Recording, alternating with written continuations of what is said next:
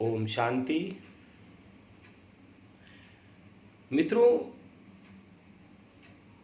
आज का जो मेरा विषय है, जैसे हमारे मन में आ जाता है कि कहीं कुछ हमारे जीवन में बंधन तो नहीं किया गया है,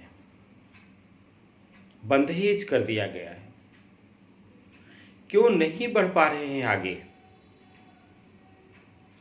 क्यों कुछ मेरे जीवन में नहीं हो रहा अच्छा। कमाते हैं तो बचत नहीं होती, काम बनते हैं लेकिन अंत में जाकर के सब बिगड़ जाते हैं। लगता है कि अब बन गए काम, लेकिन नहीं, कुछ भी अच्छा नहीं। इस तरह के बराबर विचार यदि हमारे मन में आते रहते हैं तो क्या कारण हो सकता है ज्योतिष में? मित्रों, लग्न हमारा पूरा शरीर,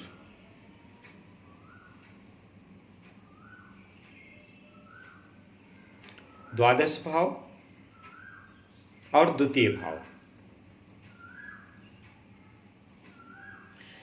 यदि इनमें कभी कहीं भी एक एक ग्रह, दो दो ग्रह या तीन तीन ग्रह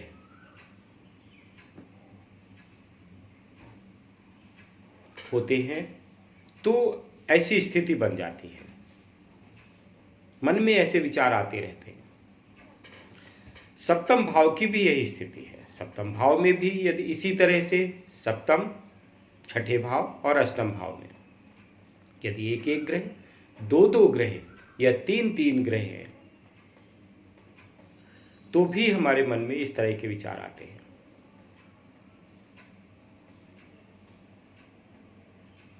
यदि गुरु द्वादश भाव में है तो वो धर्म का क्षेत्र दे देता है और मन शांत हो जाता है। विचार तो आते हैं लेकिन धर्म के मार्ग के द्वारा विचार समाप्त हो जाते हैं, क्योंकि वे धर्म को ही सर्वोपरि मानते हैं और जो भी करते हैं वे न्यायपूर्ण और अच्छा करते हैं। केतु की भी यही स्थिति है। केतु यदि भाग्य भाव में है तो भी धर्म में व्यक्ति आगे रहता है, मन में भले ही कभी आ जाए लेकिन फिर वो तुरंत बदल जाते हैं। लेकिन यदि चंद्रमा द्वादश भाव में है कहीं भी तो मन में हमेशा ये विचार रहता है कि मैं बहुत दुखी परेशान हूं, मेरे साथ कुछ भी अच्छा नहीं हो रहा है। लगता है कि मेरा घर बंधा है, मेरे जीवन में कोई बंधेज कर रखा है किसी ने, अथवा जनपत्री में बंधन जैसी समस्याएं हैं। तो मित्रों, क्या करें इस उपाय के लिए? मित्रों, सूर्य को मजबूत करें। यदि हम पिता की सेवा करते हैं तो सूर्य स्वतः ही मजबूत हो जाता है।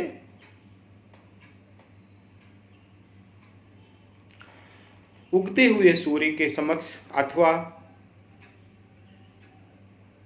डूबते हुए सूर्य के समक्ष बैठें। उगते हुए सूर्य के समक्ष यदि बैठें 3 से 5 मिनट तो ज़्यादा अच्छा है, एकटक देखें। ओम सूर्याय नमः। हे सूर्यदेव, मेरे जीवन की समस्याओं को आप दूर कीजिए।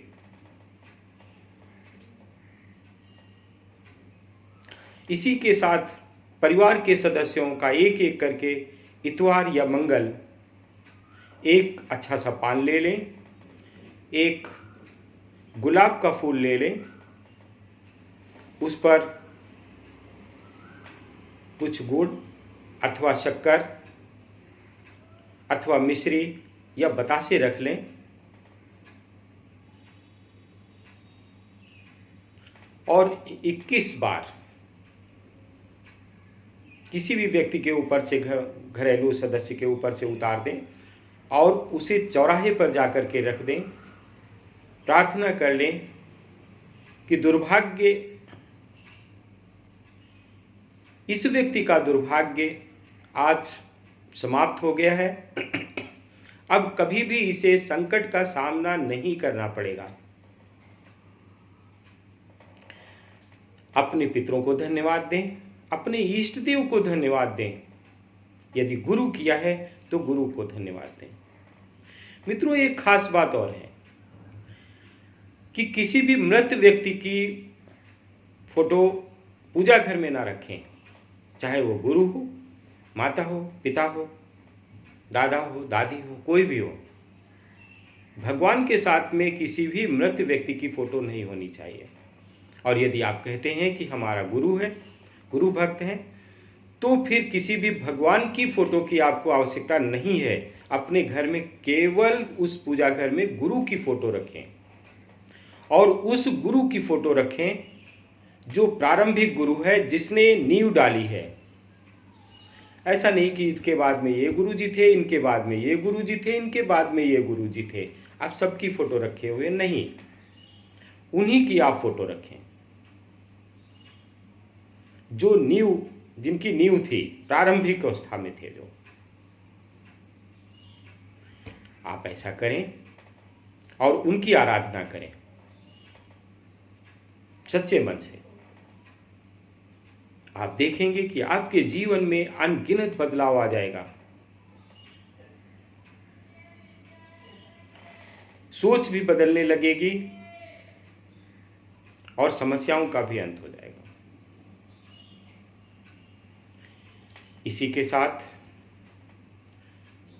ज्योतिष वास्तु शास्त्री मैं सुशील कुमार द्विवेदी आपसे विदा लेता हूं। अगले विषय के साथ हम फिर आपसे मिलेंगे। ओम शांति।